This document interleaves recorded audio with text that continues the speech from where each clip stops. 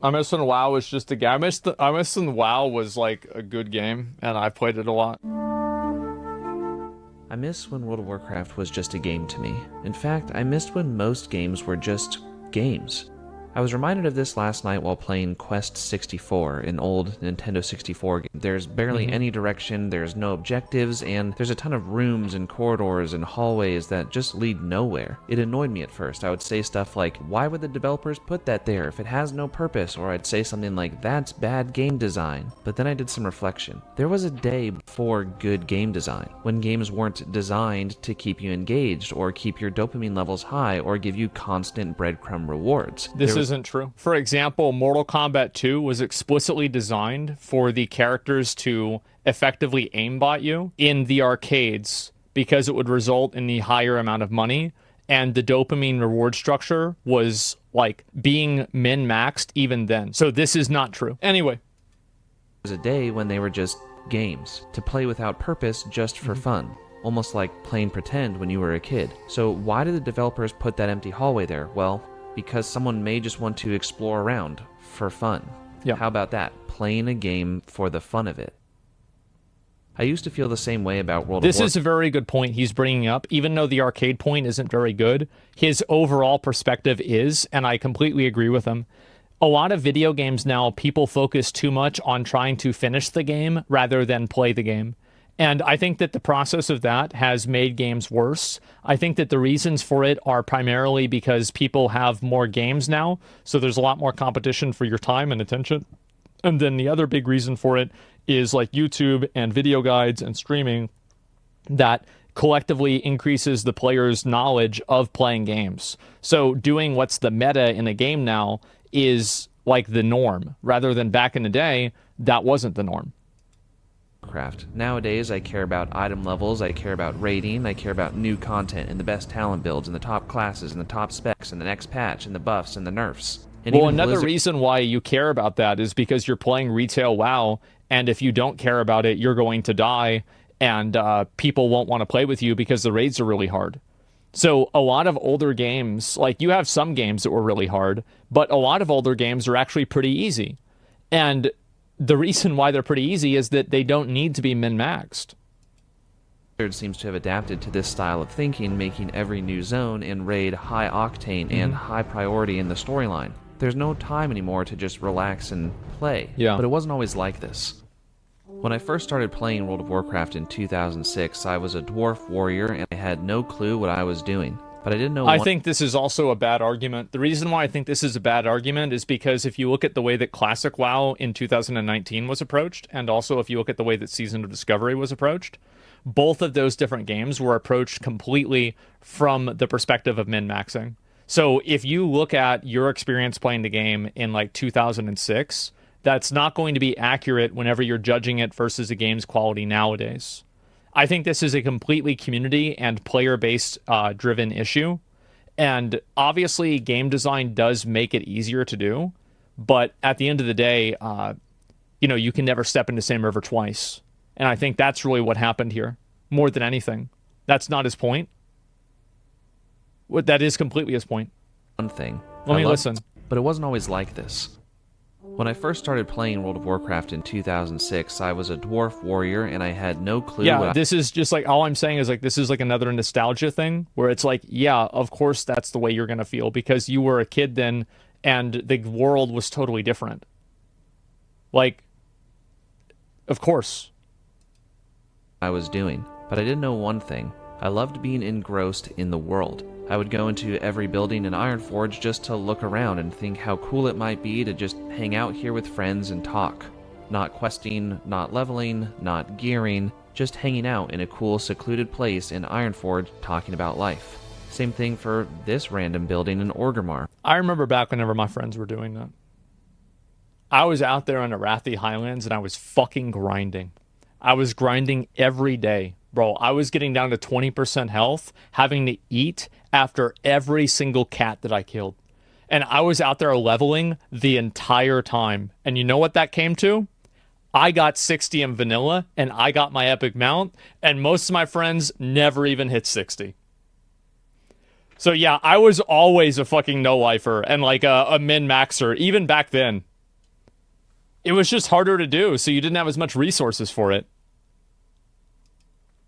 I barely made it to level 20 on that first character, but I probably explored most of the entire world map, and I can still remember the awe I felt when I accidentally But you had more fun stumbled in the into the game? burning I loved steps it. by I had walking so much through the fun. broken gate in the north of Red Ridge Mountains. It was and all worth suddenly it. I arrived in fire and brimstone. Seeing the blackened, smoky sky and the lava pouring from the mountains was amazing, and seeing the creatures and dragons that roamed the land made me excited to eventually come back and quest here, which I never did. Oops. But I do still remember that feeling, the wonder and the awe at every zone and every turn. And now I'm so familiar with every zone that I gotta admit I'm pretty killer at WoW GeoGuessr. So that begs the question, is this just a nostalgia thing? And I don't think so, as Classic WoW and Season of Discovery in particular still have their moments of invoking wonder in me more so than modern WoW. And I think It's both. I think he does bring up a good point, and if you look at the way that original classic WoW zones are designed, and I think Dragonflight kind of went a little bit back to this, which was a good thing, is that I think Legion was the pinnacle of it being the opposite, where a lot of areas in classic WoW don't really need to exist, and they're just there for creating a sense of perspective in the game and making the game feel like a world. And if you compare that to like Legion or BFA, where every single object in every single area in the game has 6 different quests and 2 different collectibles associated with it, it feels like the entire game is more of a theme park, and you're not really playing a authentic, organic game, and you're not really in a world. comes down to is the idea of a game being just that. It's very a cramped, game. yes. The process of not needing to follow an ideology of good game design, or retention practices, or meaningful progression systems, or balance. No, I don't think that's the case. I think that everybody cares about that, and I think they did even in Classic WoW. The idea that Classic WoW didn't have any of those focuses is crazy. If you listen to even the developers or the designers talk about Classic WoW, like John Statz or Kevin Jordan, like they said that they designed it with a lot of those things in mind. It's just that the philosophies and the psychology that they used was less obvious because they were better game designers. That's really the difference. I think this is the same thing as, like, remember what we were talking about with like good CGI, where like you don't notice good CGI because it's supposed to be invisible. Well, I don't think you notice good game design because it's also supposed to be invisible. Many empty buildings in each capital city, I feel the echoes of players and guilds that came before and probably hung out within their walls chatting in-game rather than using something like Discord to do voice chat. And even beyond... But that's just, again, like that is something that is a product of its time. Like the reason why people didn't use Discord in 2006 is because Discord didn't exist. If we had Discord in 2006, everybody would have been using Discord back then. In the capital cities, there are empty vistas in areas of the game that some may consider useless or poorly designed that were really just there to add flavor for those who wanted it. And even endgame raids in Classic WoW like Molten Core didn't feel as immediately pressing to complete as soon as you could. I mean, there wasn't always a world-ending catastrophe just on the other side if you didn't hurry up and progress through the raid. Yeah. In modern WoW, there is a greater emphasis on the critical path and on progression for the sake of story, and in a sense, I get it. You have to keep the players in... This is a good point that he's making. I agree with this. I think that right now, like retail WoW forces you too much towards the end game, and it's too much of a forced experience. You have to keep the stakeholders happy, and you need to constantly have high stakes. Unfortunately, Blizzard already crossed the border of highest stakes of all time with the Shadowlands expansion and the universe-ending Jailer. I mean, how can you create another engaging story without putting the universe at stake again? But that's just the point for me. I don't want another universe-ending, world-ending, or even continent-ending storyline. People say this, but I don't think that it's entirely true. And a good example of it is Dragonflight. A lot of the Dragonflight storylines aren't of the same scope and scale that previous expansions were, and I don't think people like those either. After thinking back on the games, and like, for example, other similar games like Lost Ark or like Final Fantasy XIV, I think the real problem is that the stories just simply aren't told well. Like, for example, at the end of Legion, whenever we literally imprison a god who is larger than an entire world that stabs a gigantic sword, intergalactic sword, into the planet before he gets sucked into a pantheon with his other gods, that was fucking awesome. That was insanely cool. And it was also really cool to have something small like Edwin Van Cleef and the Defias Brotherhood. So I don't think that it's the scale of the story that's bad. It's the way that it's told. I want a lived-in world with smaller, more meaningful bite-sized stories that are fun to explore. I don't want a fresh new continent where it feels like nobody's ever been there before. I want to feel as if I'm part of the world again, not the champion of Azeroth. I want to walk around. That's a good point, and I actually really don't like the champion of Azeroth stuff either. I also don't think that this kills the story because Final Fantasy proves that it doesn't. But I think that it creates an RP for your character. I think a lot of people play role-playing games and they do RP, but they're not RPing 10 out of 10.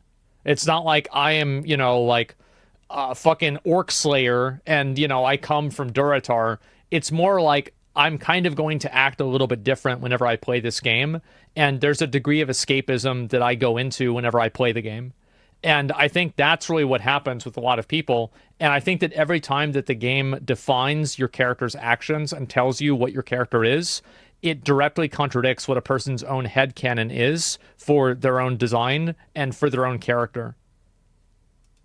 Explore the corners of each zone and building. Not like, for example, you can't just be a, what do you call it? You can't just be a vagrant whenever every single NPC refers to you as champion. You see what I'm saying? Of Azeroth. I want to walk around and explore the corners of each zone and building, not for a reward or a secret, but for the fun of it.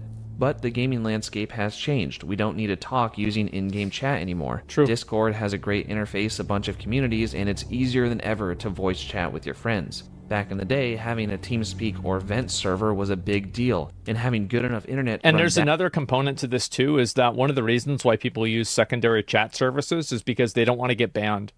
Like, if I say fuck or something like that, or shit, in Warcraft, I can get banned in the game for that. Well, why would I want to use that chat service? Like, think about it from like just a simple service perspective. Why would I want to use a service that if I say something like this, I get banned? No shit. Well, like, what I'm saying is that logically, then wouldn't you want to use another service that you don't risk your account to use? Of course you would. Any logical person would.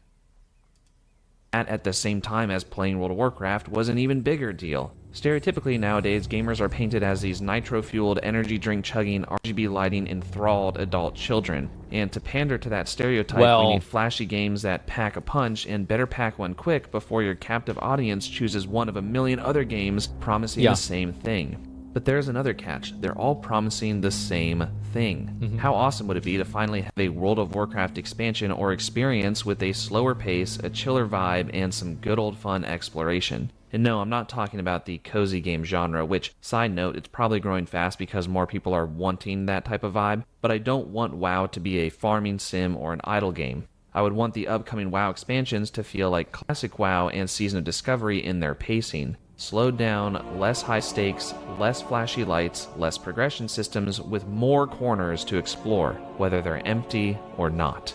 I think that they did that with Dragonflight. Am I crazy to think that that was kind of what the goal was with Dragonflight? From like a story perspective, Dragonflight wasn't really compelling to me at all. Like, I'm going to be honest, it really wasn't. It was kind of boring. But I don't think that it wasn't... It's not because of the scale of the story. It's about the way the story's told. And like the characters, I didn't give a shit about the characters. It was lame. I don't have a proposed solution, and I'm not saying by any means I hate World of Warcraft now or that I'm quitting retail. No, none of that. I just wanted to throw my hat and my feelings into the ring, and I'm sure some of you out there would feel the same. I still like to just sit on the cliffs of Thunderbluff and look out on Mulgore. I still like to hear the music of Elwyn Forest and Stormwind as I'm strolling through. And sometimes, even as a heroic raider in Dragonflight, I still like to RP walk. And I hope that I'm not alone in saying I miss when games were games and we would play just for fun. Thanks for watching, and take care. So there's a lot to unpack here, and I think that he brings up a lot of good points, but I think that a lot of the other points that he's talking about are things that are self-imposed and self-created. So, for example, I miss whenever games were games. There's nothing that's stopping you from going to an RP server and joining an RP guild that struggles on normal mode. You don't want to do that because those people are bad at the game and they're going to waste your time. So really, it's about playing with people that you have the same goals as and that have the same way of looking at things. So, for example, I talked about this a lot with Dragon's Dogma 1, where I only really began to truly enjoy the game whenever I was no longer trying to finish the game as fast as possible for, like, stream content, and I could just sit back and take in the story and go explore different areas. Now, keep in mind also, that was an old game, but I felt the same way in a lot of ways with Dragon's Dogma 2 as well. I think that a lot of people play games in order to finish games because that's the way that games are provided now. There's like a billion games coming out all of the time, and so you want to finish this game so you can get on to the next game. And I do think that's a bad mentality, and that's something that he's definitely right about. Another thing that I think that he's right about is, especially with Retail WoW, the difficulty level of Retail WoW, in a lot of cases, necessitates min-maxing.